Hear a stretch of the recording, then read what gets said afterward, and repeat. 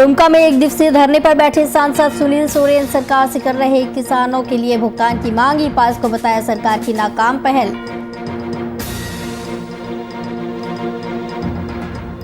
UP के CM से नाराज बीजेपी विधायक ने दी इस्तीफे की धमकी। विनय विहारी ने बिहार के उप मुख्यमंत्री को लिखा पत्र। सच्चाई चैनल बनाए जाने से नाखुश है विधायक।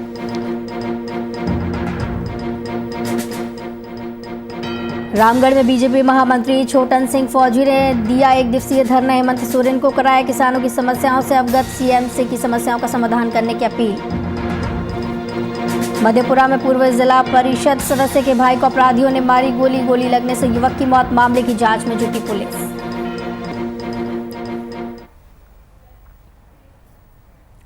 नमस्कार, वीआईपी न्यूज में आपका स्वागत है। आपके साथ मैं हूं आस्था श्रीवास्तव। दुमका सांसद सुनील सोरेन ने अपने आवास में किसानों के धान खरीद के भुगतान को लेकर राज्य सरकार द्वारा की जा रही अनदेखी के खिलाफ एक दिवसीय लाइव धरना प्रदर्शन किया।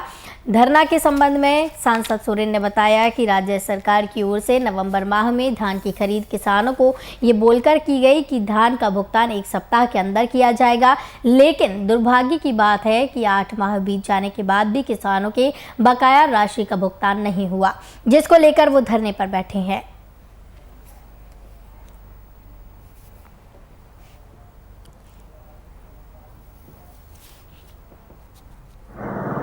भारतीय जनता पार्टी द्वारा पूरे झारखंड प्रदेश में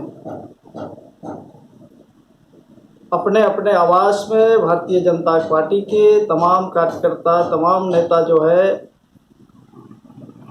इस सरकार के किसान विरोधी सरकार के विरोध में धरना पर बैठे हुए हैं।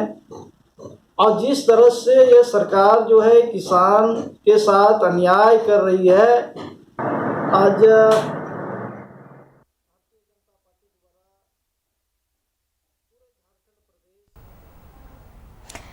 इस खबर की तमाम जानकारी के लिए हमारे साथ संवाददाता सुतीव्र गोस्वामी जुड़े हुए हैं। सुतीव्र, धान खरीद के भुगतान को लेकर धरना प्रदर्शन किया गया है। 8 महीने बीत जाने के बाद भी अभी तक बकाया राशि का भुगतान क्यों नहीं किया जा सकता? क्या कुछ कहा जा रहा है सरकार की तरफ से, क्यों नहीं किया गया? जी बिल्कुल, दुमका सांसद सुनील सोरेन धरना में बैठे थे। वो लाइव फेसबुक के माध्यम से भी धरना में बैठे और मुख्यमंत्री के खिलाफ में कहे कि 8 महीना बीत गया लेकिन किसान लोग जो हमारे अन्नदाता है उनको अभी तक उनको शीघ्र भुगतान नहीं किया गया है, जिसके कारण वो धरना में बैठे और झारखंड सरकार से जल्द इन लोगों को ये भुगतान करने की मांग कर रहे हैं। जी, क्या कुछ कारण बताया जा रहा है कि अभी तक भुगतान नहीं किया गया है, और क्या ये सरकार की एक नाकामी है? जी बिल्कुल, इसमें झारखंड सरकार का भी कहना है कि अभी राज्य सरकार वो काफी चुनौतियों से गुजर रही है और जल्द से जल्द वो भुगतान करने के प्रयास करेगी। जी बहुत बहुत धन्यवाद सुतीव्र गोस्वामी, हमारे साथ जुड़े हुए थे इस खबर की तमाम जानकारी के लिए।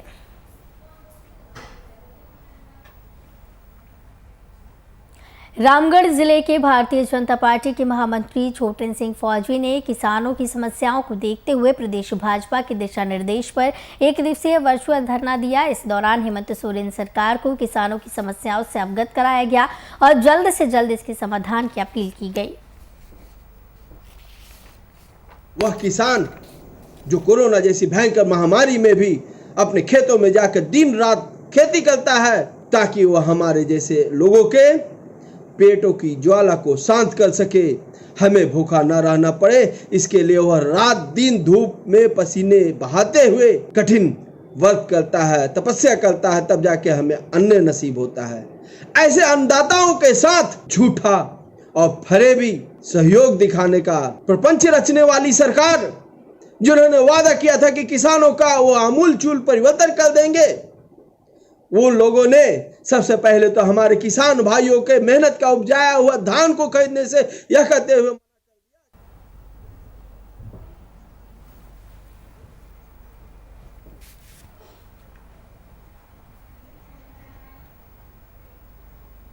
झारखंड में बीजेपी ने किसानों की समस्याओं को लेकर धरना दिया है। रामगढ़ में भी भारतीय जनता पार्टी नगर परिषद किसान मोर्चा की ओर से एक दिवसीय धरना प्रदर्शन किया गया। कोरोना महामारी को देखते हुए जिला प्रशासन की गाइडलाइन और सोशल डिस्टेंसिंग का पालन किया गया। साथ ही इस दौरान हेमंत सोरेन मुर्दाबाद के नारे लगाए गए। जैसे कि आप लोग जान रहे हैं, आपको बता दें कि किसानों की समस्याओं को लेकर धरना प्रदर्शन किया जा रहा है, सरकार के खिलाफ नारेबाजी की जा रही है, साथ ही साथ हेमंत सोरेन के मुर्दाबाद के नारे लगाए जा रहे हैं। रामगढ़ से देखने को मिल रहा है कि किसानों की जो तमाम समस्याएं हैं उनको उठाया जा रहा है और समस्याओं को लेकर अब धरना प्रदर्शन किया जा रहा है। रामगढ़ में भी भारतीय जनता पार्टी नगर परिषद किसान मोर्चा की ओर से 1 दिवसीय धरना प्रदर्शन किया गया। नगर परिषद वार्ड नंबर 4 दिगवार में हम लोग सभी ग्रामीण 1 दिवसीय धरना प्रदर्शन में बैठे हुए हैं। इसका मुख्य कारण है झारखंड गवर्नमेंट हेमंत सोरेन जी जो धान का खरीदारी किए हैं, अभी तक किसान को पैसा उपलब्ध नहीं करवाए, जिसके चलते किसानों को काफी परेशानी का सामना करना पड़ रहा है। चूंकि फिर बीज बोने का समय आ गया है और उनका होश नहीं है कि किसान के पास पैसा नहीं, कहीं भी कोई काम नहीं, लॉकडाउन चल रहा है। यूपी सरकार की ओर से गंडक के दियारी में चैनल बनाए जाने पर यूपी सीएम योगी आदित्यनाथ से नाराज बिहार बीजेपी विधायक ने इस्तीफा देने की धमकी दी है। तो वहीं यूपी सरकार का निर्माण कार्य बिहार में 70,000 परिवार को विस्थापित कर सकता है, ये हम नहीं बल्कि लौरिया विधायक विनय बिहारी ने दावा किया। दरअसल पश्चिम चंपारण के योगापट्टी प्रखंड अंतर्गत दियारे का क्षेत्र है, जिसमें क्षेत्र के 10 पंचायतों की बस्ती है, जिसे लेकर लौरिया विधायक विनय बिहारी बिहार के उप मुख्यमंत्री को पत्र लिखते हुए इस जानकारी से अवगत कराया है। पत्र में उन्होंने बताया है कि यूपी सरकार के सिंचाई विभाग की ओर से एक नए सिंचाई चैनल का निर्माण कराया जा रहा है, जिसमें बताया गया है कि बिहार सरकार की अनुमति ले ली गई है, लेकिन जब इस बारे में जिले के डीएम से पूछा गया तो उन्हें भी इस बात की जानकारी नहीं थी, जिसके बाद विधायक ने कहा कि करोड़ों रुपए खर्च से इस चैनल का निर्माण कराया जा रहा है, जिसकी जानकारी यहाँ ना तो किसी जनप्रतिनिधियों को है और न ही किसी अधिकारी को है। यही विधायक ने उप मुख्यमंत्री से गुहार लगाते हुए निर्माण कार्य को सदा के लिए रोक लगाने की मांग की है।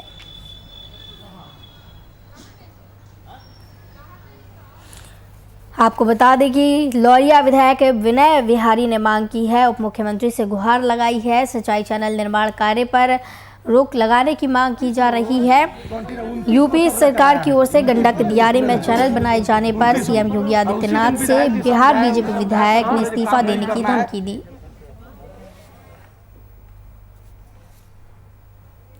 बेगूसराय के नगर विधायक कुंदन सिंह का एक वीडियो तेजी से वायरल हो रहा है, जिसमें गुस्से से लाल नगर विधायक ने संचालित शहर में नल जल योजना, सीवरेज और नमामि गंगे के कर्मचारियों और ठेकेदारों को मारने की बात कही है।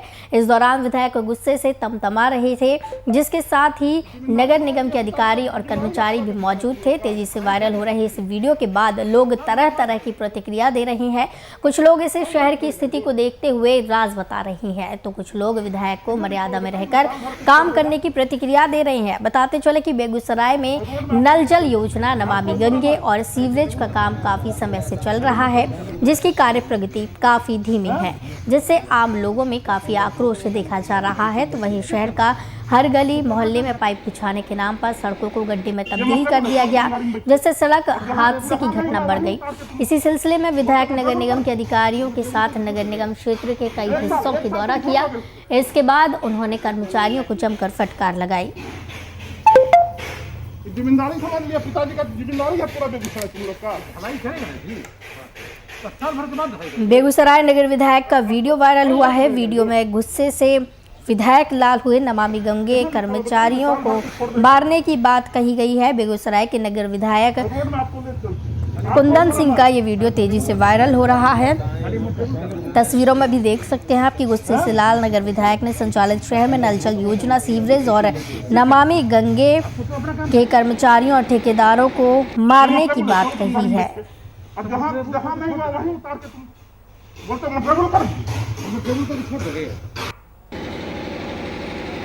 ये मतलब बोले चलो तुम गाड़ी में बैठ के, और जहाँ नहीं हुआ वहीं उतार के तुम बोलते मतलब कर छोड़ दोगे।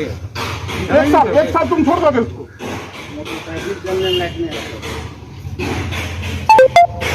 जिम्मेदारी समझ लिया, पिताजी का जिम्मेदारी है पूरा बेगूसराय तुम लोग का भलाई करेगा जी। साल भर के बाद भलाई करोगे, अब तो साल भर तो रहेगा रोड। कहाँ लिखा हुआ है बताइए ना, साल भर से छोड़ देगा।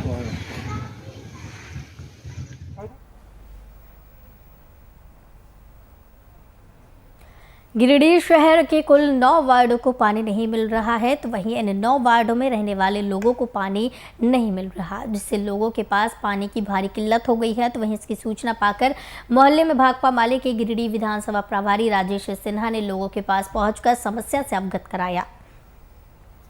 पानी कम से कम कहीं की गरज नहीं। तो आपको बता दें कि पानी की किल्लत से लोग जूझ रहे हैं। भाकपा माले की विधानसभा प्रभारी ने हाल जाना है, लोगों की समस्याओं से अवगत हुए हैं और इसके बाद भाकपा माले के गिरिडीह विधानसभा प्रभारी राजेश सिन्हा लोगों के पास पहुंचे हैं और समस्या से अवगत हुए हैं। लगाना है मैंने यहाँ पे, ये वार्ड क्या हो गया आपका? 31 नंबर वार्ड में हम लोग वार्ड नंबर 31 के रहने वाले हैं। यहाँ पे तकरीबन 2-3 महीने से पानी का बहुत समस्या है। घर का लेडीज आरा छोड़ के पारा से जाके पानी ला रही है, बच्चे पानी ला रहे हैं, जाके गिरन में ला रहे हैं, डेक्ची में पानी ला रहे हैं। ये टाउन में रहने के बाद बहुत खराब स्थिति है टाउन का। ये टाउन, इससे अच्छा हम लोग मुफस्सिल में रहते हैं। हर महीना बिजली बिल लेते हैं पानी का, उसका बाद भी यह हिसाब है पानी का। पानी चल ही नहीं रहा। होता है क्या है कि जाके बोलते हैं, विभाग में बोलते हैं कि हम तो क्या करें, लाइन बिजली तो कटवा देते हैं, लेकिन बिजली कटता 6:30 7:30 आता है। इस खबर की तमाम जानकारी के लिए हमारे साथ संवाददाता मुन्ना प्रसाद जुड़े हुए हैं। पानी की किल्लत यहाँ पर देखने को मिल रही है, लोग परेशान हैं और जिस तरीके से नल जल योजना की बात कही जाती है, यहाँ पर क्या कुछ दिखाई दे रहा है? जी, दरअसल गिरिडीह शहर में कई जगह पानी की भारी समस्या, बड़ी समस्या अभी के समय में है। जलापूर्ति पाइप से जहां जहां पानी जाना है हर जगह जा नहीं पा रहा है। स्थिति बहुत खराब है और खास करके शहर के अलग अलग 8 वार्डों में ये स्थिति बनी हुई है। यह समस्या से लोग जूझ रहे हैं। कल जिस तरह का हुआ कि भाकपा माले के लोगों को जब यह बात पता चली कि शहर के लोग पेयजल संकट से जूझ रहे हैं, तो उन्होंने लोगों के बीच जाकर के उनकी समस्या की जानकारी ली, उनसे अवगत भी हुए। और जब उनसे अवगत हुए तब यह मामला हम लोगों के पास आ पाया या सार्वजनिक हो पाया। आज स्थिति इतनी विकराल है कि शहर के लोग 1 किलोमीटर की दूरी से जा करके पानी ढो करके ला रहे हैं और पी रहे हैं। उनके लिए जीवन बचाना भी बड़ा मुश्किल हो गया है। और इस मामले में भाकपा माले के राजेश सिन्हा ने कहा है कि तत्काल जिला प्रशासन इस पर पहल करे, अन्यथा कोविड जैसी वैश्विक महामारी के इस दौर में भी लोग सड़क पर उतरने के लिए बाध्य होंगे। इनकी सारी जिम्मेवारी जिला प्रशासन की जी बिल्कुल। गिरिडीह विधानसभा प्रभारी राजेश सिन्हा ने जायजा लिया है और लोगों की समस्याएं जानी है। बहुत बहुत धन्यवाद। हमारे साथ मुन्ना प्रसाद संवाददाता जुड़े हुए थे इस खबर की तमाम जानकारी के लिए। पाकुड़ जिले में कोरोना संक्रमण की स्थिति को नियंत्रित रखने और लॉकडाउन में जारी हिदायतों का पालन सुनिश्चित करने के लिए उपायुक्त कुलदीप चौधरी और पुलिस अधीक्षक मणिलाल मंडल ने संयुक्त रूप से जिले के विभिन्न चेक पोस्ट, कोविड टेस्टिंग स्थानों का दौरा कर स्थिति का जायजा लिया। इस दौरान बिना मास्क और नियमों का उल्लंघन करने वालों के चालान काटने से संबंधित प्रतिनियुक्त दंडाधिकारी को निर्देशित भी किया। हम लोग के द्वारा संयुक्त रूप से मेरे एसपी साहब, डीडी साहब, सिविल सर्जन महोदय और सभी पदाधिकारी चेक पोस्ट जो बने हुए हैं वहाँ पर चेक पोस्टों का हम लोगों ने निरीक्षण किया है। साथ के साथ जो ग्रामीण क्षेत्रों में जो सर्वे का कार्य किया जा रहा है उसको हम लोगों ने देखा है। महेशपुर में एक गांव में जाकर हम लोगों ने चेक किया कि सर्वे टीम किस प्रकार से काम कर रही है। और उसके अतिरिक्त वहाँ पर अभी जो टेस्टिंग का जो कार्य किया जाना है ग्राम स्तर पर, प्रत्येक पंचायत में एक टीम बनी हुई है। अमरापाड़ा ब्लॉक में हम लोगों ने हर पंचायत में बनी हुई टीम को चेक किया है। वहाँ पर सभी जगह टीम अपना डेली बेसिस पर टेस्टिंग का काम शुरू कर दी है। अभी हम लोग लिट्टीपाड़ा और साहिबगंज का जो बॉर्डर है वहाँ पर आए हुए हैं चेक करने के लिए। इसके बाद हिरनपुर और पाकुड़ ब्लॉक में हम लोग चेक करेंगे। सभी जगह पूरे जिला में जिला स्तरीय कंट्रोल रूम भी फंक्शनल है। ब्लॉक पर भी कंट्रोल रूम बनाए गए हैं जिसके माध्यम से 24/7 कंटिन्यूसली मॉनिटरिंग की जा रही है कि कहाँ पर कोविड संबंधी जो भी दिशा निर्देश सरकार के प्राप्त हो रहे हैं। मुंगेर पुलिस में कार्यरत रंजन कुमार जिले के जमालपुर थाने में एसएचओ के पद पर अपना कर्तव्य पालन में लगे हुए थे। इस दौरान उनकी तबीयत खराब हुई और वे जांच में कोरोना पॉजिटिव पाए गए, लेकिन एसएचओ रंजन कुमार ने हार नहीं मानी और खुद को आइसोलेशन कर सही ढंग से इलाज किया और जैसे ही वे नेगेटिव हुए अपने काम पर वापस लौट आए। ड्यूटी पर वापस आकर उन्होंने तेजी से बढ़ रहे मामलों को रोकने के लिए चल रही तैयारियों का जायजा लेते हुए खुद क्षेत्र की बागडोर अपने हाथों में ली और लॉकडाउन का पालन करवाने अपने पुलिस बल के साथ सड़कों पर उतरे और सघन वाहन चेकिंग के साथ साथ क्षेत्र का भी भ्रमण किया।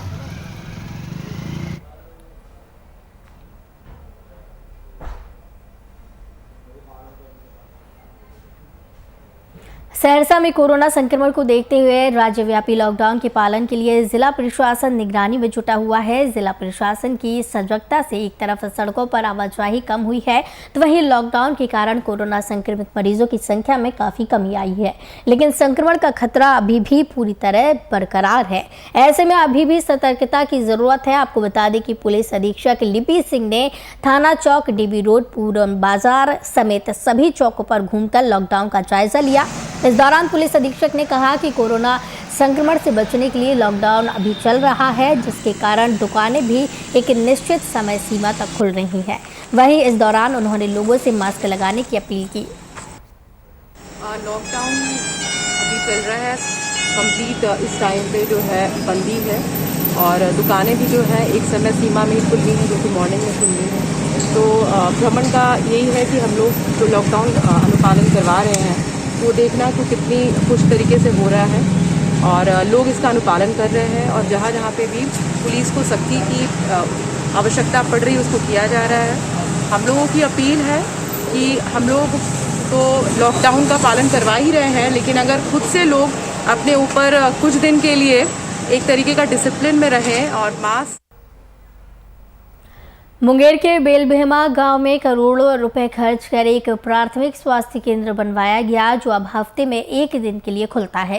तो वहीं अस्पताल में मात्र 1 घंटे ही डॉक्टर बैठते हैं, जिससे इस प्राथमिक स्वास्थ्य केंद्र से ग्रामीणों को कोई लाभ नहीं मिल पा रहा है। इस पंचायत में 9 वार्ड है, जिसकी जनसंख्या लगभग 7 से 8 हज़ार है, लेकिन इन सभी ग्रामीणों को प्राथमिक स्वास्थ्य केंद्र में कोई सुविधा नहीं मिलती। तो वहीं इस मामले में स्थानीय ग्रामीणों की माने तो छोटी सी चोट से लेकर प्रसव तक यहाँ नहीं हो पाता है और ना ही कोई दवाई मिलती है, जिसके कारण लोगों को यहां से 10 किलोमीटर दूर तारापुर अनुमंडल अस्पताल अपने मरीज को लेकर जाना पड़ता है, जिससे काफ़ी परेशानियां होती हैं।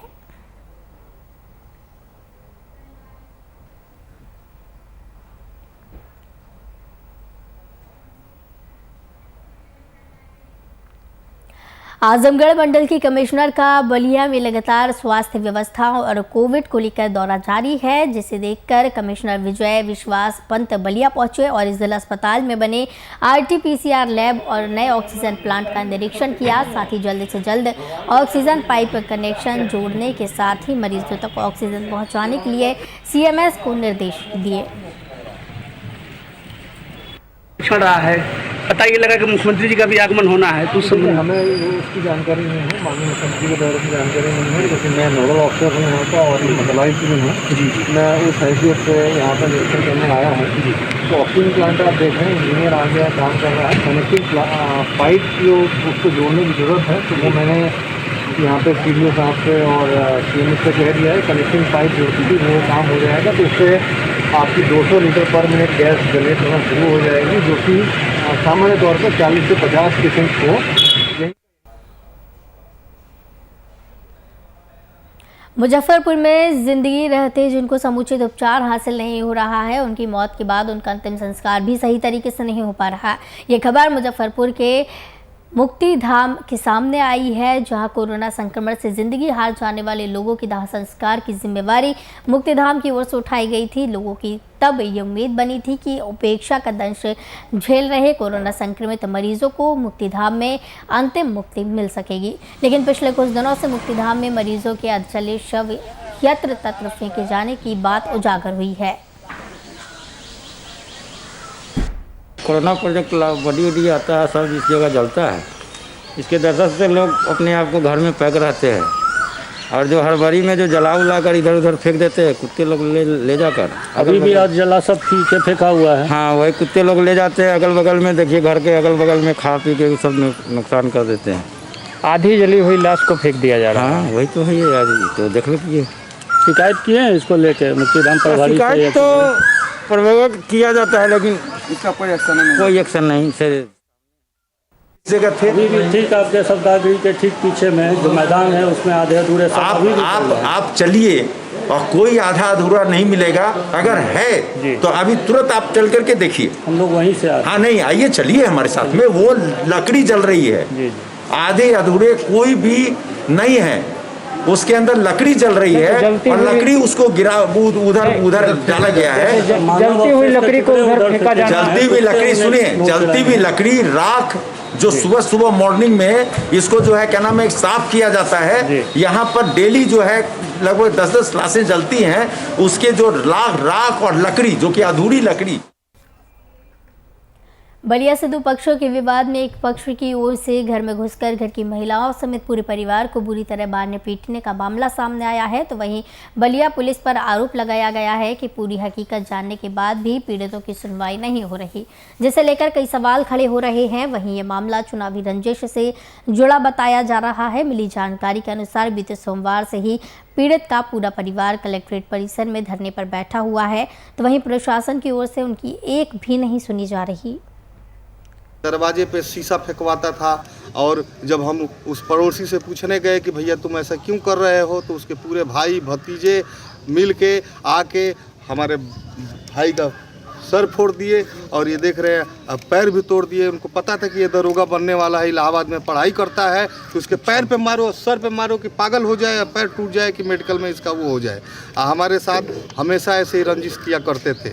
देखिए हमको भी चोट लगी है, यहाँ चोट लगी है, यहाँ लगी है, हमारी माँ को मारा गया घर में घुस के, हमारे दरवाजे पे हमारी गाड़ी। पूर्णिया सदर थाना की पुलिस और एसटीएफ को बड़ी सफलता हाथ लगी है, जहां संयुक्त टीम ने गुप्त सूचना पर कार्रवाई करते हुए गुलाबबाग 0 माइल के पास से बंगाल के एक हथियार तस्कर को अवैध हथियार के साथ गिरफ्तार किया। गिरफ्तार तस्कर के पास से पुलिस ने 2 बंदूक, 5 कारतूस और एक मोबाइल फोन बरामद किया है। ये जो हथियार लेके जा रहे हैं ये कहाँ से लाए थे?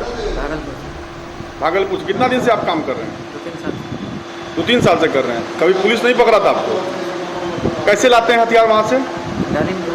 गाड़ी में। गाड़ी चेकिंग नहीं होती है। कहाँ ले जा रहे थे हथियार को? किशनगंज पांजीपारा। तो वहाँ पे मतलब जो अभी जहाँ अश्वनी कुमार जो दरोगा हैं, जो जहाँ पे उनकी हत्या हुई, तो वहीं के रहने वाले हैं क्या? वहाँ से 5 किलोमीटर हट के। 5 किलोमीटर हट के है। इसमें क्या आप लोग जो लाते हैं तो डर नहीं लगता पुलिस का आप लोग को? लगता है। कितने लोग आपके साथ शामिल हैं इसमें? 2 आदमी थे। 2 आदमी हैं। और भी लोग हैं। कहाँ बेचते हैं ये हथियार को आप? पाजीपारा।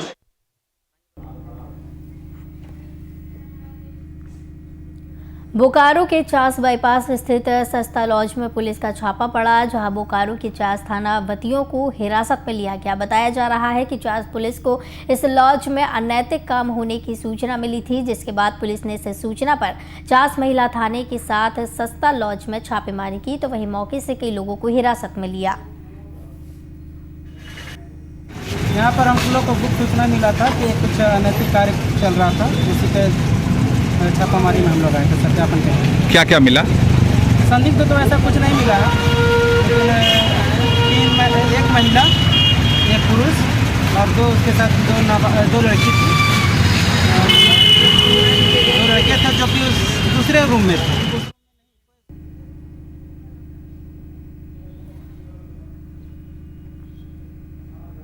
गोपालगंज पुलिस को एक बड़ी कामयाबी हाथ लगी है, जहां पुलिस ने वाहन जांच के दौरान लाखों रुपए की प्रतिबंधित फैसिड्रिल कफ सिरप बरामद की है। बता दें कि बरामद कफ सिरप की तस्करी गोरखपुर से मुजफ्फरपुर के लिए की जा रही थी, तो वहीं इस मामले में पुलिस ने चालक को गिरफ्तार कर लिया। फिलहाल गिरफ्तार चालक से पूछताछ जारी है। इसके बाद आगे की कार्रवाई की जाएगी। तो वहीं बरामद कफ सिरप की कीमत लगभग 10 लाख रुपए आंकी गई है। कुचायकोट थाना के द्वारा एक संदिग्ध ट्रक को रोका गया था, जिसमें मैदा जा रहा था। मैदा के बीच में फैंसीड्रिल कफ सिरप जो कोडेन कंटेनिंग कफ सिरप है, इसका करीब 200 से 250 कार्टून, जिसमें एक कार्टून में करीब 100 बोतल रहता है, वो पाया गया है। जो इसमें कोई भी कागजात नहीं है, कोई परचेज बिल नहीं है। ये मुजफ्फरपुर जा रहा था और इसका हम लोग अभी सीजर बनाने जा रहे हैं, कितना क्वांटिटी क्या है, और करके आगे का जो कार्रवाई कर रहे हैं प्राथमिकी दर्ज की जाएगी इसमें।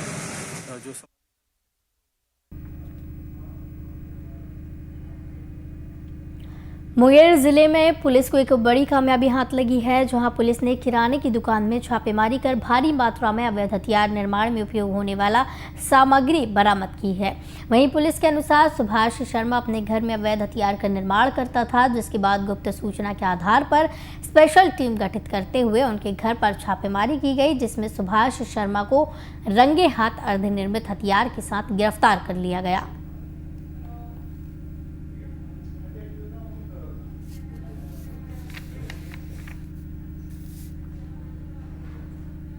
खबरों का सिलसिला लगातार जारी रहेगा। मुझे दीजिए इजाजत। नमस्कार।